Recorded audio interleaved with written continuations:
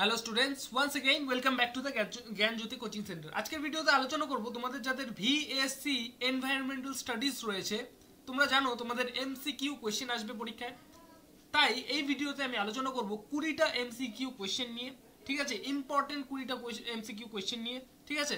এর আগে আমরা পার্ট 1, 2, 3, 4, 5 ভিডিও আপলোড করেছি, ওগুলো না দেখে থাকলে সেই ভিডিওগুলোকে দেখে নেবে এই ভিডিওটা শেষ করার পর, ঠিক আছে? এটা পার্ট 6 ভিডিও। তার আগে জানিয়ে রাখি, তোমরা যদি আমাদের সাথে অনলাইনে যুক্ত হতে চাও তাহলে উপরে দাও দুটো নাম্বার 7076398606 নাম্বারে আমাদের সাথে যোগাযোগ করতে পারো, অথবা 6295916282 নাম্বারে আমাদের সাথে যোগাযোগ করতে পারো। তোমাদের যে টোটাল কোর্স ফি রয়েছে, সব সাবজেক্ট মিলিয়ে যে টোটাল কোর্স ফি রয়েছে শুধুমাত্র 999 রুপিস। ওকে, 999 রুপিসের বিনিময়ে পেয়ে যাচ্ছ তোমরা সমস্ত নোটস। ওকে, তাহলে চলো আজকে ভিডিওটা শুরু করা যাক। নাম্বার 1, নিম্নলিখিত কোন প্রাণীটি ভারতের একটি বিপন্ন প্রজাতি? নিম্নলিখিত কোন প্রাণীটি ভারতে একটি বিপন্ন প্রজাতি? সি নাম্বারটা হবে অ্যান্সার, রয়্যাল বেঙ্গল টাইগার। ওকে, রয়্যাল বেঙ্গল বাঘ। নাম্বার 2, ভারতের কোন জাতীয় উদ্যানটি প্রাচীনতম? ভারতের কোন জাতীয় উদ্যানটি হচ্ছে প্রাচীনতম? সেটা হচ্ছে করবেট। নাম্বার 3, ভারতের কোন অরণ্য অঞ্চলটি পক্ষী সংরক্ষণের জন্য গুরুত্বপূর্ণ? এটার অ্যান্সার হবে সি নাম্বারটা, কেওলাদেও জাতীয় উদ্যান। ঠিক আছে, কেওলাদেও জাতীয় উদ্যান। নাম্বার 4, পরিবেশ রক্ষার ক্ষেত্রে IUCN এর একটি প্রধান উদ্দেশ্য কি? পরিবেশ রক্ষার ক্ষেত্রে IUCN এর একটি প্রধান উদ্দেশ্য লেখো।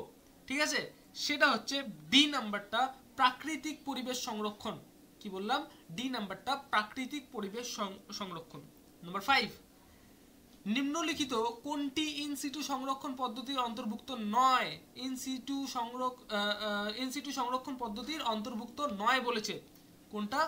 নাম্বার সি, বীজ ব্যাংক। ওকে, 6 নাম্বার, কেরলের পেরিয়ার জাতীয় উদ্যান কোন প্রাণীর সংরক্ষণের জন্য গুরুত্বপূর্ণ?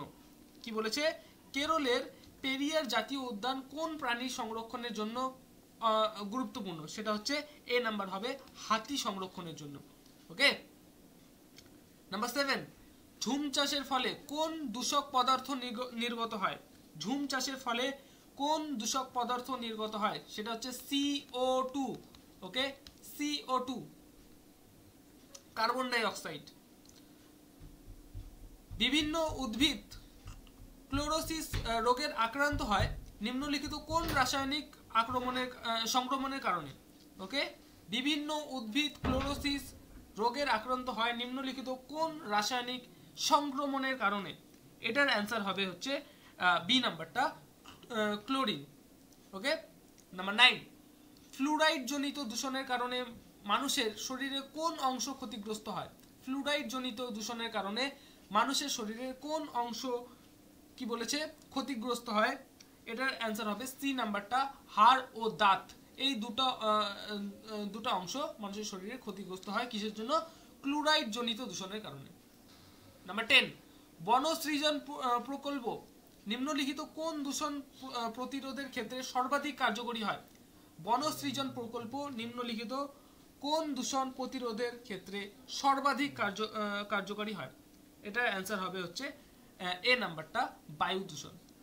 ঠিক আছে, নাম্বার 11, ওজোন স্তরের ক্ষয় বায়ুমণ্ডলের কোন স্তরে দেখা যায়? ওজোন স্তরের ক্ষয় বায়ুমণ্ডলের স্ট্র্যাটোস্ফিয়ারে দেখা যায়। ঠিক আছে, বায়ুমণ্ডলের স্ট্র্যাটোস্ফিয়ারে দেখা যায়। নাম্বার 12, pH এর পরিমাণ কোন মানের থেকে কম হলে অ্যাসিড বৃষ্টির সৃষ্টি হয়? কি বললাম? pH এর পরিমাণ কোন মানের থেকে কম হলে অ্যাসিড বৃষ্টি সৃষ্টি হয়? এটা হচ্ছে সি নাম্বারটা হবে 5.6। pH এর পরিমাণ 5.6 এর কম হলে অ্যাসিড বৃষ্টির সৃষ্টি হয়। ওকে, বনভূমি সংরক্ষণ আইন কত সালে চালু হয়? বনভূমি সংরক্ষণ আইন 1980 খ্রিস্টাব্দে চালু হয়। বনভূমি সংরক্ষণ আইন 1980 খ্রিস্টাব্দে 1980 তে বনভূমি সংরক্ষণ আইন চালু হয়। ওকে, নাম্বার 14, ভোপাল গ্যাস দুর্ঘটনা কত সালে হয়েছিল? ভোপাল গ্যাস দুর্ঘটনা কত সালে হয়েছিল? এটি একটি ইম্পর্টেন্ট কোয়েশ্চেন।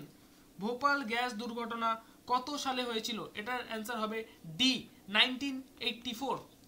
1984 খ্রিস্টাব্দে। ভারতের কতগুলি জাতীয় উদ্যান রয়েছে? ভারতের কতগুলি জাতীয় উদ্যান রয়েছে? এ নাম্বার 104টি, 104। নাম্বার 16, বিশ্ব জল দিবস কবে পালন করা হয়? বিশ্ব জল দিবস কবে পালন করা হয়? এ নাম্বার 22 মার্চ, 22 মার্চ বিশ্ব জল দিবস পালন করা হয়। 17, উত্তরাখণ্ডের বনভূমি ও প্রাকৃতিক পরিবেশ সংরক্ষণের জন্য কোন আন্দোলন সংগঠিত হয়েছিল? উত্তরাখণ্ডের বনভূমি ও প্রাকৃতিক পরিবেশ সংরক্ষণের জন্য কোন আন্দোলন সংগঠিত হয়েছিল? নাম্বার 17 কি হবে এটার অ্যান্সার? বি নাম্বার, চিপকো আন্দোলন সংগঠিত হয়েছিল। ওকে, এখানে কি বলেছে? 2011 সালের জনগণনা অনুসারে নিম্নলিখিত কোন রাজ্যের জনসংখ্যা বৃদ্ধির হার সব থেকে বেশি? 2011 সালের জনগণনার মাধ্যমে জনগণনা অনুযায়ী নিম্নলিখিত কোন রাজ্যের জনসংখ্যার সর্বাধিক হার সব থেকে বেশি? এটার অ্যান্সার হবে বিহার, বিহারে। ওকে, নাম্বার 19, পৃথিবীর মোট জনসংখ্যার কত শতাংশ জনসংখ্যা ভারতে বাস করে? পৃথিবীর মোট জনসংখ্যার কত শতাংশ জনসংখ্যা ভারতে বসবাস করে?